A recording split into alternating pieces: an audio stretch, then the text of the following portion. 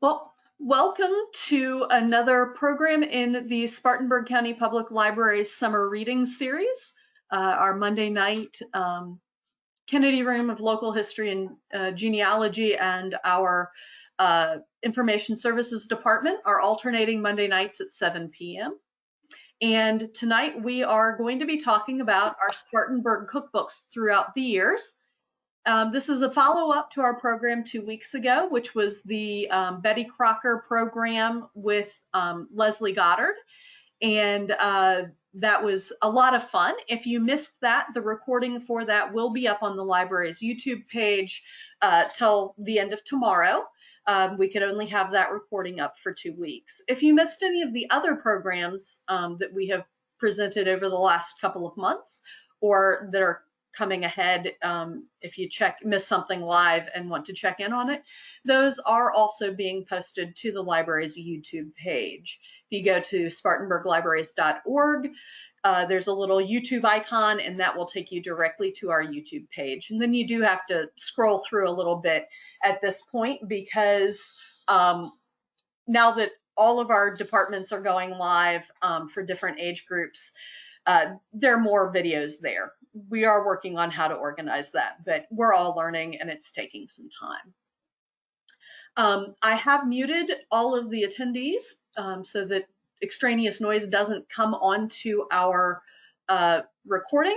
But if you do have a question, please feel free to type it in the little chat box. If you see the little thought bubble, you can see where to enter that. I know it's available for tablets and computers. I'm not sure it's available on phones, but let us know. But tonight, Harrison Gage, the processing archivist for the library system, and myself, Charity Rouse, the director of local history, will be talking about some of the cookbooks in our local history collection. And there. So, you may ask why the Kennedy Room Local History has cookbooks. Well, we have quite a few, almost 2 full shelves worth in the Kennedy Room. And they are all from local groups like churches, garden clubs, volunteer organizations. The library and Library Staff Association have put out a number of cookbooks through the years. And they provide a snapshot into both everyday and special food events and event foods for particular eras. Cookbooks are going to be in and around the 641 call number area. In the larger circulating collection, it's a broader range of numbers. In our Kennedy Room collection, they are all in 641. Except for a couple of cookbooks that Harrison is going to talk about. So, Harrison, did I unmute you? Yes. Okay. Yeah, so cookbooks in the archives, items that are in the archives are, you can access them through the Kennedy Room, but they're not on the Kennedy Room shelves, so you have to make a special appointment because they are in what we call closed stacks.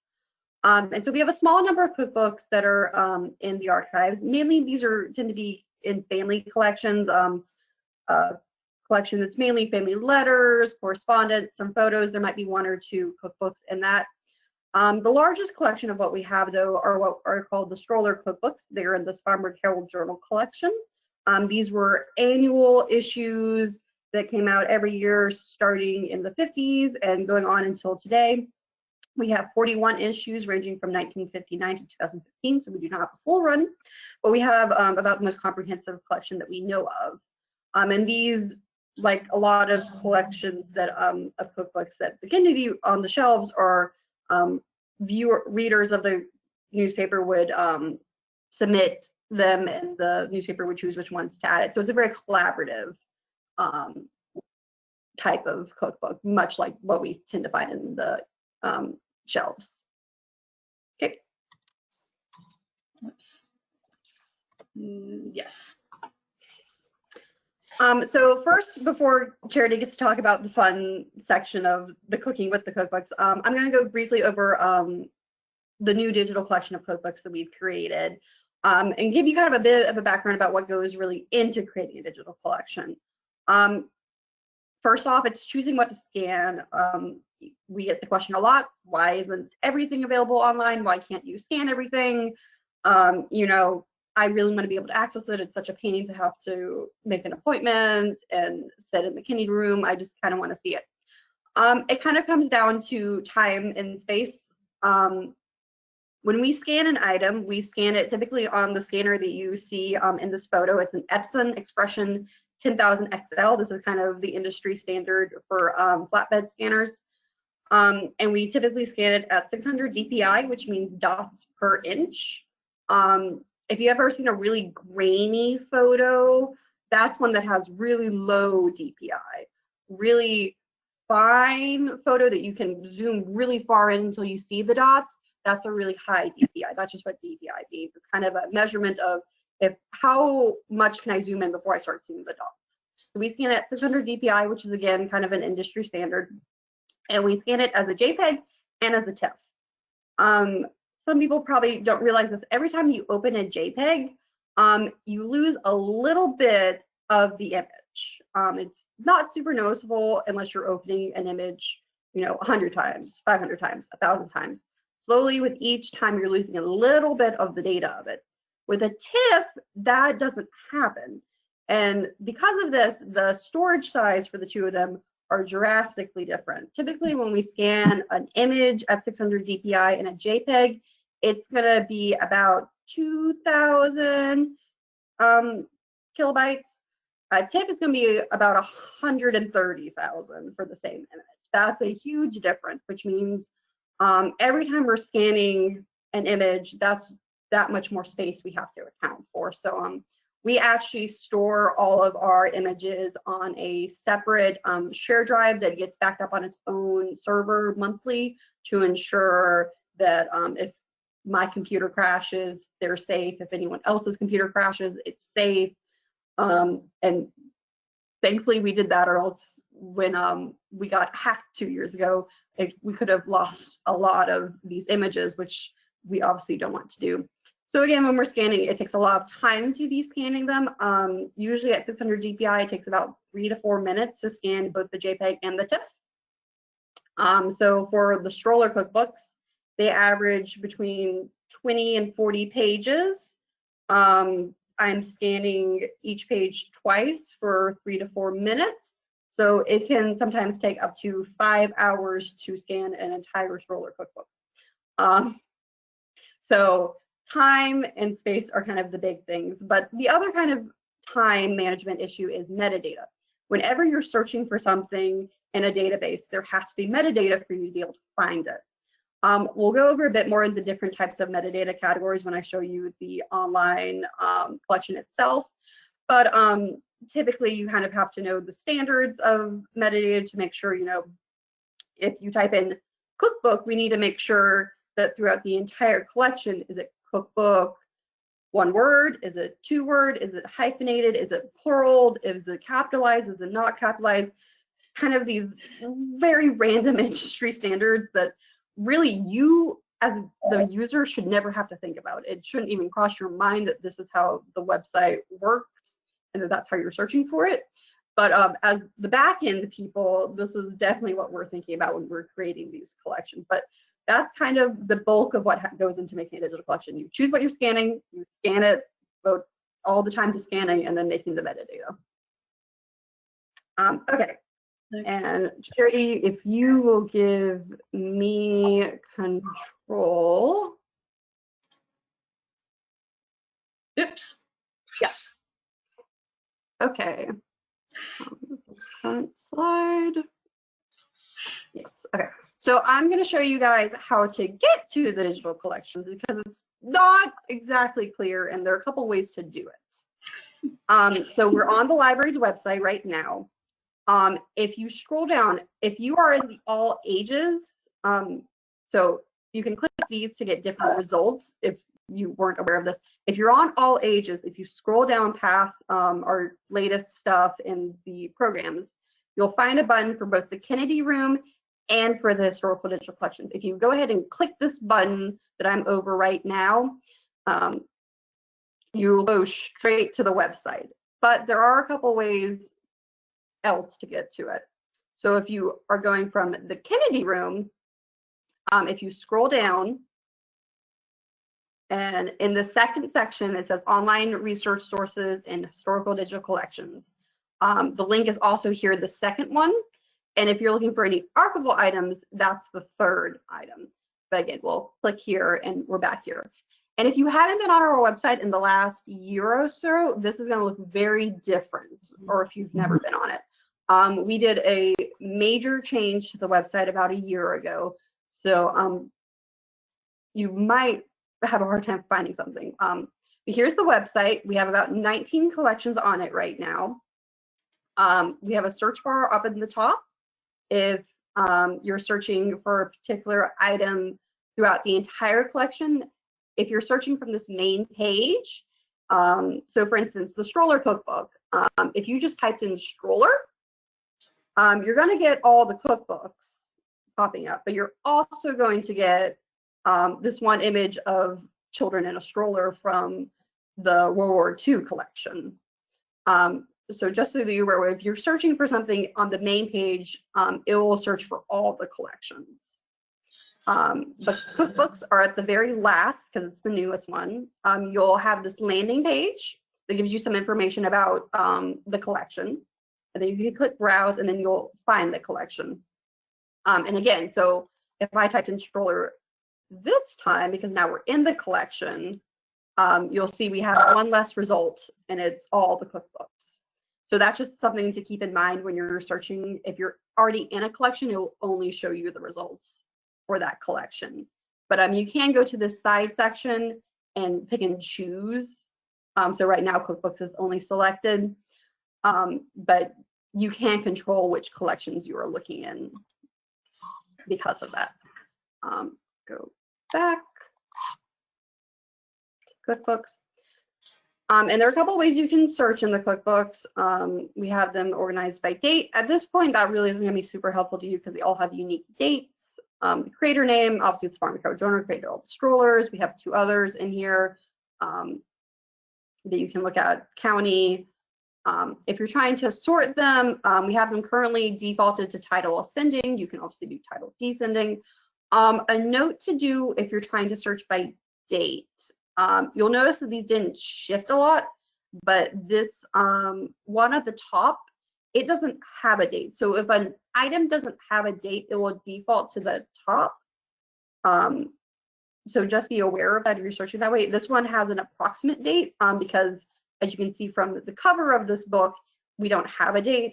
The approximate date comes from the fact that I searched for obituaries of every woman who submitted a recipe into this cookbook, and the earliest one obituary I could find was 1956. So I know it wasn't made after 1956, hopefully dead people weren't submitting recipes, but so if you're searching for date, just be aware that if a date was put in approximately but not in the actual date title, the results won't be exactly accurate. While we're here in this item, this was an small little book that we got for the Book and Garden Club, Pet Recipes. It's very cute. You can see the first recipe is best ever waffles. But as Charity will talk about later, sometimes you'll notice that there isn't really a lot of instructions for this one, which is a thing that you'll encounter. Again, you can search in the search bar within it.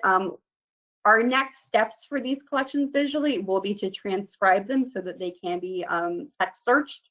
We haven't done that quite yet, but hopefully that will be helpful for if you want to search specifically for waffles or any other type of recipe within the items themselves. The object description will tell you kind of the metadata I'm talking about earlier, the title, a date or approximate date, the creator, a little description about it, some geographic information, the extent telling you just how big it is. This one was 34 pages. a link to it on our archive space database. So if you want information about the collection that was part of the physical item, not the digital item, you can find that there. Just kind of telling you, you know, this is the JPEG, that's what that format is telling you, it's not the TIFF version, and then a rights statement. If you want to use any item in the digital collections for a publication, or you just want to order a copy of an item, if you want high quality TIFF image, we get these a lot for more of our photo heavy collections. The Spartanburg Herald Journal Willis collection is a big one of those. We just request that you fill out a form with us. We do charge a small fee for those, but all that information can be found if you click the link here, and then there will be a small item description. Each page has a different little description. Again, this is page 1, and then the file name. The reason we have the file name there is so that if you are requesting an image use, you write down exactly what file name you want, and that way we can find it very easily. If you go back to Cookbooks, it'll take you back to the landing page. And so this one is an 1873 or 1893 cookbook that we have in the collection. And another reason why we will scan items like this is because it's from 1893 and it was written basically almost on the same type of notebook paper you would find today, just going to Home Depot or Office Depot. For many reasons, it is falling apart. This is exactly how the cover looks. It's barely holding together. You can see the tape is holding it somewhat together, but it is falling apart. So another good thing about scanning and digitization is that it allows us to have an alternative way for you to access these items. And that was another reason why we chose Cookbooks as one of our newest digital collections, is because most people don't think of going into our archives database to find a cookbook and then requesting 24 hours prior to come use the cookbook. We just have discovered that's really not how most people are going to go about using a cookbook or finding a cookbook. So hopefully by having these things digitally available, we hope that these items can get a lot more use. And I hope it also gives us the reason to say, you know, if you want to see this cookbook, please go see it digitally. The original is very fragile and we don't want people using it because each time it gets used, it falls a little bit more apart. But one of the nice things about, again, us scanning at such a high quality is you can see the pages in this book are very, they've browned, they're having boxing, there's lots of dirt. It's also, you know, a graphite pencil from 1893 was used to write these down on paper. So it's kind of amazing that it's holding up as much as it can.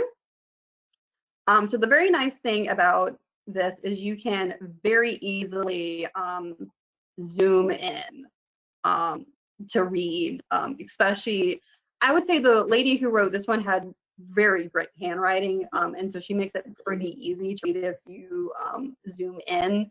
Again, I'm not even great at handwriting, that I can say, you know, that's 1 quart of flour, 1 tablespoonful of white sugar.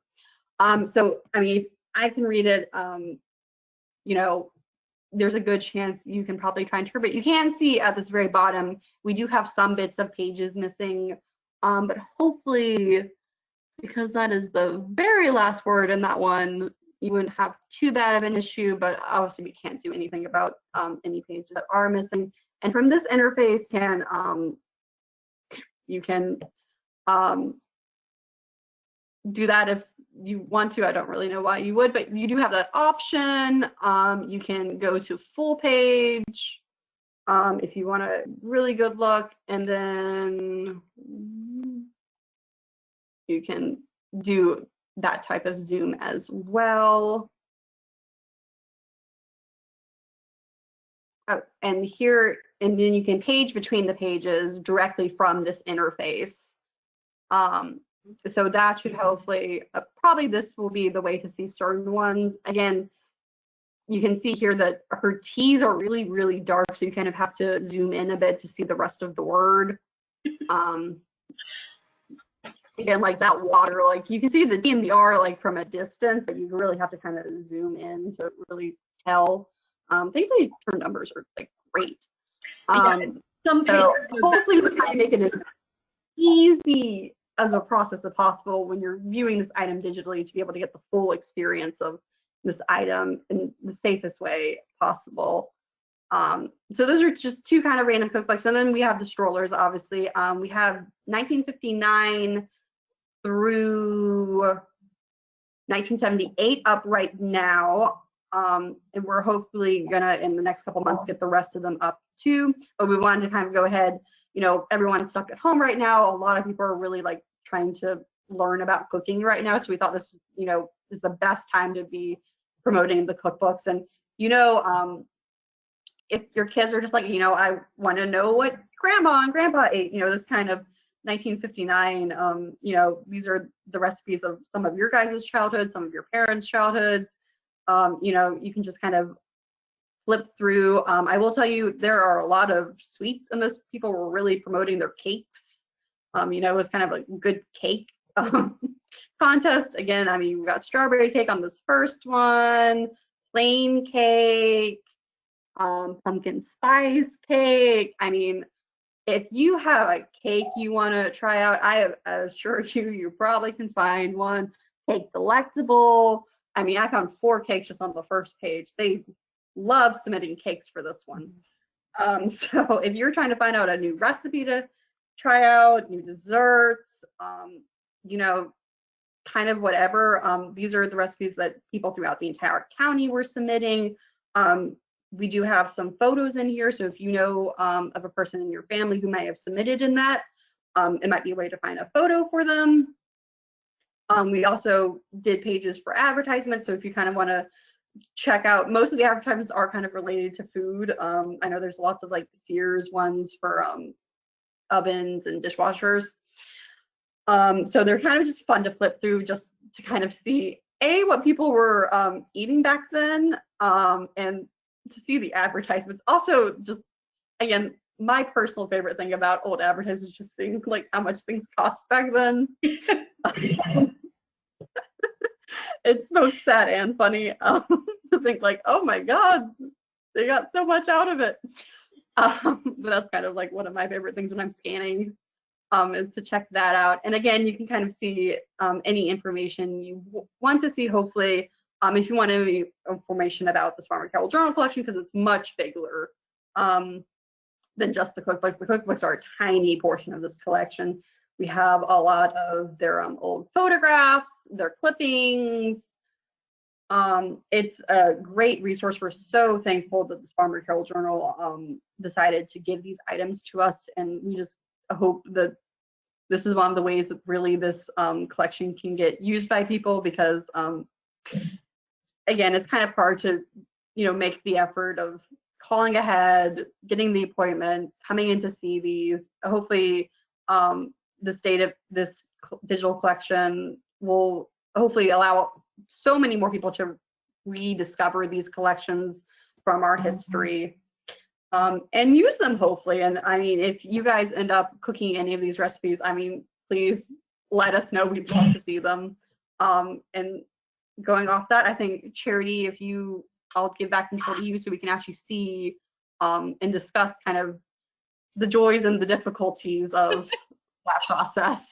Yes.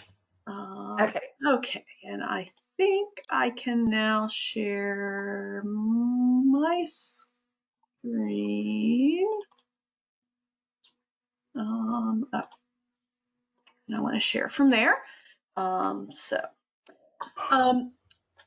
of the things, particularly with those turn of the century older cookbooks, is measurements and things can be different.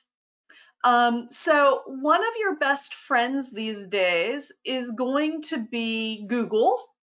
I highly recommend, which I didn't really do on one of the recipes, and you'll see, I had some things turned out wonderfully, and then some things were kind of a fail. But I learned something from each recipe. So Google the recipe name, or try to find something that is similar to the recipe, and see what measurements and what baking techniques and what cooking techniques they are using in that. And that can help you gauge what they mean by a cupful, because a cupful may mean a teacup full or a coffee cup full, which may be 6 ounces instead of our normal, what we think of a cup, which is 8 ounces. And let me tell you, 2 additional ounces of sugar when you have multiple cups of sugar can make a huge difference to your recipe turning out.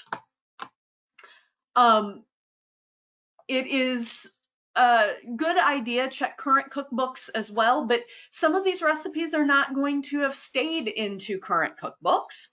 And a great resource that we have in the Kennedy Room, there is also one in the circulating collection, is Preserving Family Recipes, How to Save and Celebrate Your Food Traditions by Valerie, and I don't know whether it's Frey or Fry. I have seen that both ways. And on page 164 of this book, she does have a guide to older food measurements. And she said this is not an exhaustive list, but it at least is a guide for starting. And you may find that your particular person, if it's a handwritten cookbook such as the 1893 cookbook, you may find that they use particular measurements that are developed from the tools they have in their kitchen. So, you know, she looks at a drop, about 1/60th of a teaspoon. Okay. A glass might be a 1/4 cup liquid measure. A goblet might be a scant cup. So it's just one of those things that you kind of need to figure out what the person is talking about. And this may mean that you work on a recipe, you try it, and you have a fail, and you figure out, well, what if I do this, and experiment a little bit. She also has a guide to oven temperatures on that next page on 165. And because of copyright issues, this is a very modern book, recently published last handful of years. But a lot of the time you see a moderately slow or moderate oven, and that's going to be your 325 to 350 Fahrenheit. A hot oven or quick or fast oven is going to be in the range of 450 to 500 degrees Fahrenheit. So remember that oven temperatures and having a gauge on your oven is a relatively recent 20th century thing. A lot of these recipes around the turn of the century of the last century of 1900 are going to be from older ovens that maybe a wood oven or a coal oven that you don't have exact temperatures. So try it. Make notes about what you did and what you tinkered with. So we have 4 real examples, and then on this image you do get a glimpse of, for my taste testers and because I was hungry for them, I made some Rice Krispie squares, and they are not in any of the recipe books that I could find in our collection. I didn't spend a lot of time looking, but they're basically straight off the Rice Krispie Kellogg's website with the peanut butter in them, and I added the chocolate because I wanted chocolate on my Rice Krispies treats. But that's the top right hand, half hidden by the bowl. But the 4 recipes we're going to look at do represent over half a century of cooking in Spartanburg. One is from our 1903 cookbook, and it's an orange ice. 2 are from our 1917 cookbook, and Boston brown bread and rock cookies. And that one I have done a composite recipe, which you'll see my tinkering. And then 1959, the stroller cookbook. I told Harrison to pick a really fun recipe out of one of the stroller cookbooks, and she went for the earliest stroller cookbook, and we decided on a Lime-Jello mold. So here's what happened in my kitchen over the weekend, and we do not video in my kitchen. It's too small, and I can't video and cook at the same time. But 1903, the Spartanburg Dames recipe book, and this is not in our online collection yet. We have to, the binding is very tight on this, and we cannot scan it on a flatbed scanner. So we are working on other alternatives. So these pictures were taken with my cell phone, and I do apologize for any shadows of my hands and my phone on these images. But you will see here the cover. It's a soft back book, which is typical of that time. It has been repaired with library tape on the binding. It is the Spartanburg Dames recipe book, published under the auspices of the Ladies Kennedy Library Association. So it has meaning to the library itself. And then in the frontispiece, you do have the gift from mother to daughter, and who owned it in the early years. And that can be very helpful because you can sometimes also identify who wrote in handwritten recipes throughout the book if you can recognize the handwriting from the front.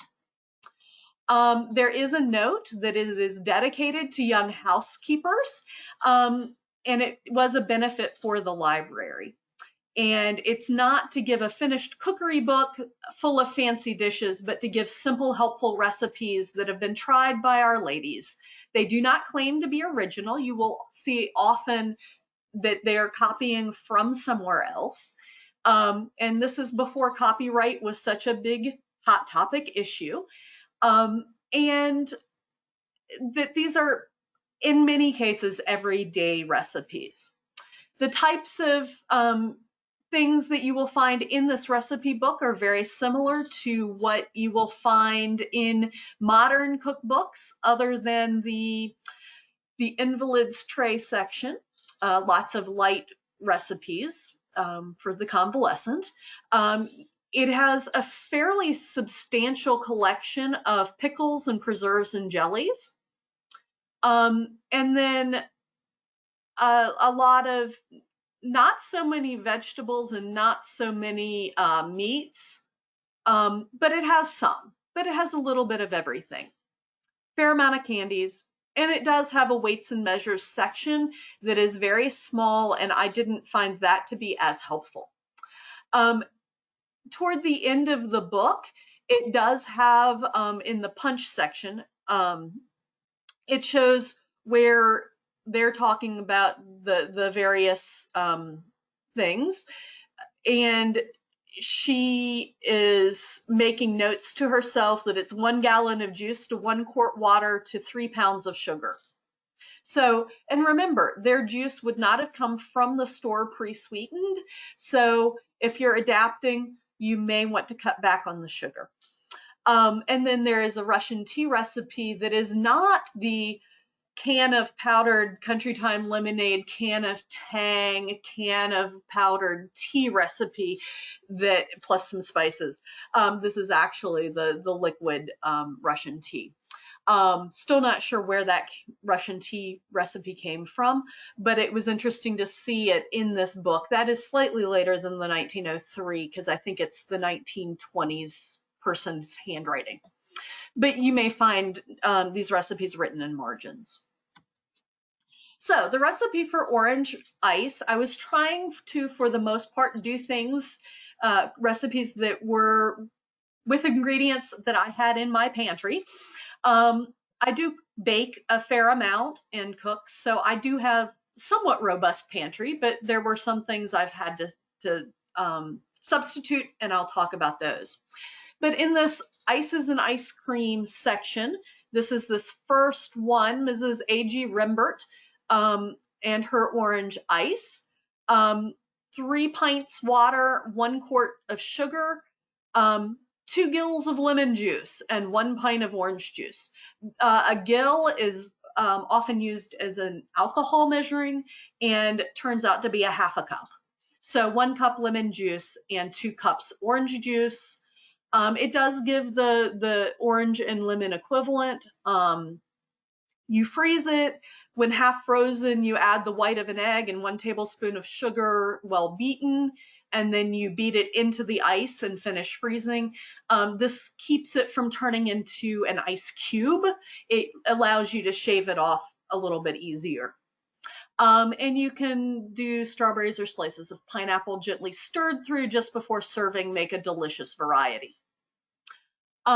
So fairly simple recipe. And I mixed everything. You heat the water, you cool it, heat the water and sugar, you cool that, and then you add the juices. For easier freezing, I decided that I was going to use these 2 casseroles to help it freeze easier and it fit in my freezer easier. And so I put them on the sheet tray, which was great because I got sticky stuff all over my kitchen trying to get these into the freezer. And when it got to the slushy stage, I did add the rest of the crushed pineapple from a different recipe into one of the pans, which turned out to be a really nice touch. And on the right hand side, you see here that it shaves out of the bowl. And all of my taste testers really liked it and said it was a great end of June day. It's pretty sweet, so I would have cut back on the sugar a little bit. I also substituted a little bit of lime juice because I ran out of lemon juice. So maybe that helped it be a little less tart, I'm not sure. 1917, we have the Spartanburg Cookbook, and it was published under the auspices of the Social Workers of the Methodist Episcopal Church, South, but published here in Spartanburg. And I know that Mrs. Warren Dupree was local, Mrs. Irwin, Mrs. Rembert, whose recipe was in the 1903 book, the orange ice that we just used, and some of these other names are very local names. So I'm assuming that this was the local committee that published it for this larger Social Workers of the Methodist Episcopal Church. And you will see here in the index, again, the types of recipe designations and groupings that they have. We have 2 recipes from this, one of which is Boston brown bread. I was going to look at doing one of the breads, and a colleague, shout out to Michelle, she walked in my office not knowing I was working on this program, but knowing that I do cook and bake a fair amount. And she said, I wanted graham flour and I had to order 10 bags of it. Would you like 20 pounds of graham flour? And I said, sure, because I've got a recipe for that. And I opened the cookbook sitting on my desk at the office and turned to this page on 73. And the recipe that I tried is this Boston brown bread at the bottom. I have since been to the store and I did buy rye meal, and I'm going to try this brown bread recipe second up from the bottom. I think it may be a better fit. But anyway, so here's the process of this brown bread. I didn't have buttermilk, and so I did use vinegar to sour some milk to make the cup. It's a tablespoon to a cup. Tablespoon of vinegar, pour in the milk to be the cup. Let it sit for at least 5 minutes. Make sure you stir it. And so we have the graham flour, which is a whole wheat flour, but it is a whole grain whole wheat flour. So it has more bits of the germ and that kind of thing in it. It also calls for all-purpose flour as well as some baking soda and a lot of molasses. I think it tastes very sweet. Other people who tasted didn't find it as sweet. It called for a double boiler. I have a very small double boiler, which was maybe not the best of decisions. And then it's it's not a dry batter, it's a rather wet batter. Yeah, my double boiler wasn't big enough. Anything over this line did not cook. It was raw, and it bubbled over and spilled onto my stove. This is what it looked like after 4 hours of steaming in the double boiler. And just as a reminder, if you don't use double boilers very often, you do have to keep adding water to it over time, or else it will boil dry. If you don't hear it bubbling in there, you need to put more water in. So it did come out of the double boiler, although I did have to use a knife to loosen it. The recipe did not say to butter or prepare the can or the pan. So sometimes these recipes do leave kind of critical steps out. The bottom part turned out rather dry after I finished. And you can see here, this top part is still very wet when I dumped it out into the pan. I did finish it off in the oven and bake it for a little bit in this additional pan. It got this part a little bit better, but what this part just had to go in the trash can. It was not the best of efforts on my part, but it was a learning experience. As I said, I'm going to try the recipe above it and see. In some research, of course, after I had it already steaming in the double boiler, one of the things they recommend is Boston brown bread is traditionally baked or steamed in a metal coffee can with foil covering the lid of it tightly. And so you put it in a larger, the next attempt for steaming the bread, I will have to find something that will go in like my big pasta pot where it can sit on the pasta, bottom of the pasta part of the pot that you pull out and it drains, and steam it that way in a larger pot. Hopefully that will turn out better. But it was a fun experiment. Now, the other recipe I did from the 1917 cookbook is one I have done any number of times now. It is a composite recipe that I have adapted because you will see here there are 4 recipes for rock cookies. And they differ on how much butter, how much sugar, is it white sugar, is it brown sugar? Mostly they all say 3 eggs. So that was good, that was solid. And the types of spices, cinnamon, cloves, allspice, various things. Snowdrift, as I did some research, was a competitor to Crisco, so it's a vegetable shortening.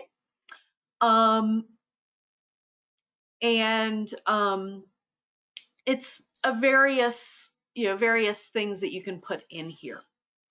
And so bake quickly, bake whatever, don't grease the baking tins. So between the 4 recipes, I had a pretty good idea of what was going on.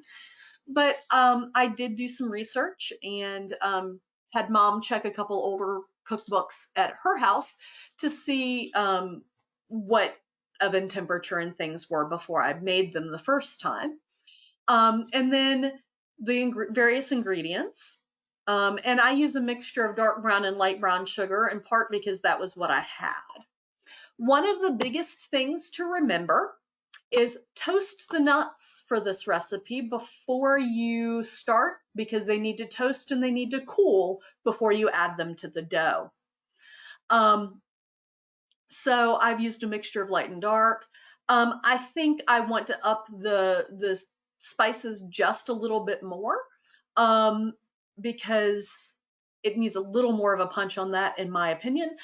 These were not level teaspoons. These were not quite heaping teaspoons, but they were generous teaspoons. You will see the baking soda being dissolved in warm water. And baking soda may have had the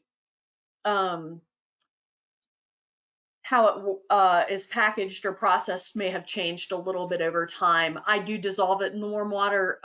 In modern recipes, you don't see that happening. And I used currants in this. as well as the pecans. It does call for walnuts in most of the recipes. I just don't tend to stock walnuts, but I have made it with English walnuts and it turns out well. Again, toast the nuts. And then I use a medium-sized cookie scoop, which is about a tablespoon in it. It just makes things a little easier and more uniform. And you're supposed to bake them for about 12 to 14 minutes, depending on size and your oven. These got a little dry because remember, cookies do finish cooking after you pull them out of the oven. And it makes about 8 dozen cookies. On the cookie sheet, I did flatten them with my fingers a little bit, in part because I like to stack my cookie sheets and prepare multiple, and I have a small kitchen with very little counter space. And so if I can have the cookies flat enough that I can place the next pan on top of rotated halfway, that helps. And so finished product here on the right. And they turned out really well. The crunch is really from the fruit and the nuts. And this would be a thing, if you use raisins, I tend to chop the raisins for this. So it's not so much you get a big bite of raisin, it's more fruit is adding some body and texture to the cookie. And also raisins and other dried fruits, older recipes are going to tell you to soak them. Sometimes that's necessary, sometimes that's not, because again, production has changed. And so these, I didn't soak the currants. They just got dumped out of the bag and into the dough and mixed in. So this was the real adventure, along with the bread. The 1959 Lime-Jello salad by Mrs. Eddlemon. And you see on the left the page, actually Harrison showed it to us also, with the dining set that if you present it well, it will taste better. And then Lime-Jello salad and salad molds, Jello molds. Jello was developed in the 1840s, the powdered gelatin.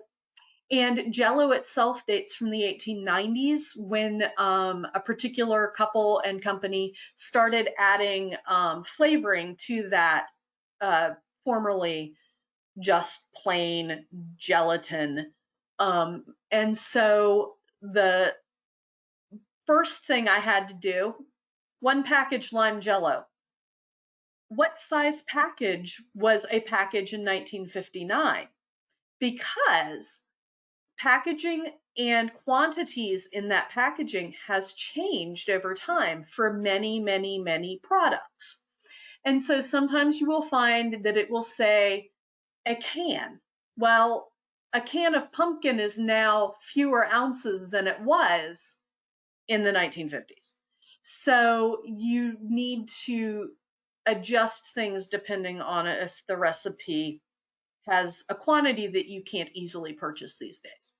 But I did find out that at least back to 1959, and it seems longer than that, Jello is in a 3-ounce box. Jello is currently in a 3-ounce box. It is very standard. What has not been standard is flavors. Jello has had huge numbers of flavors through the years, both sweet and savory. And so you may not be able to find some of the flavors that some recipes call for. So you may have to make a substitution there. A small package of cream cheese turns out to be 3 ounces. You would think that a small package would be half of an 8-ounce package, but it's not, it's only 3 ounces. And 12 marshmallows.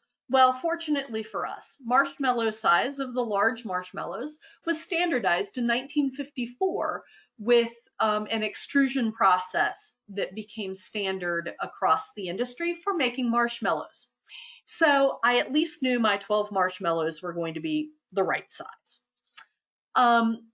And the other ingredients are what they are. and in the picture on the left, I had forgotten to pull the Cool Whip out. I did not whip my own cream. I could have, but I chose not to. For those of you who were at the Betty Crocker program 2 weeks ago, the Jello mold here was purchased by my grandmother with Betty Crocker points, I am told. So we have this very interesting assortment of ingredients. Harrison and I decided we might just be on the younger end of the Jello craze for some of this, although I do remember Jello jigglers in my childhood. And I grew up Baptist, and Baptist covered dish potluck dinners around the country still feature copious amounts of congealed Jello salad of varying types. So I've had my fair share of Jello salads. It's just not something I tend to make. Another thing I discovered, I probably should have at least chopped the marshmallows in half for ease of melting them. It took forever, and I had to add some more hot water. Or else we would have had big chunks of marshmallows in the dessert. This recipe called for you to chill the initial part of the recipe, which was the melted marshmallows, melted cream cheese, and the Jello dissolved in the hot water. You add some cold water and you stick it in the fridge. And then when it's towards set, you mix in the cup of shredded carrots, cup of crushed pineapple, and I assume it needed to be drained. It didn't say that, but it made sense that you didn't add the extra liquid at that point in the process, and the Cool Whip. And so I stirred those in and put it in my Jello mold, which it didn't say to, grease or anything, so I didn't. I chilled that well.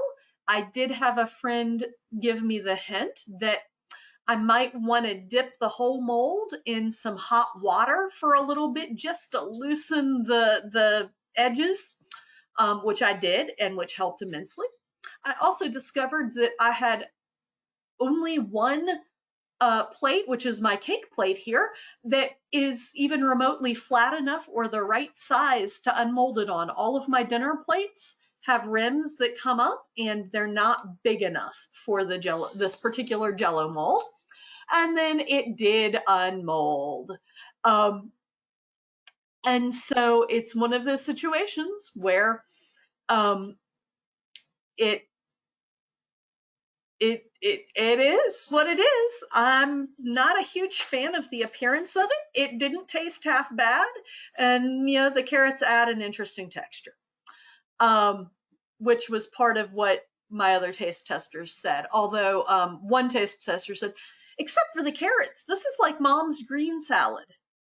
So his mother has a recipe that includes some sort of something to make the Jello cloudy white, and yeah, but she doesn't use the carrots. She uses the pineapple and other things in it. So I know my grandmother used to use chopped canned pears often in hers.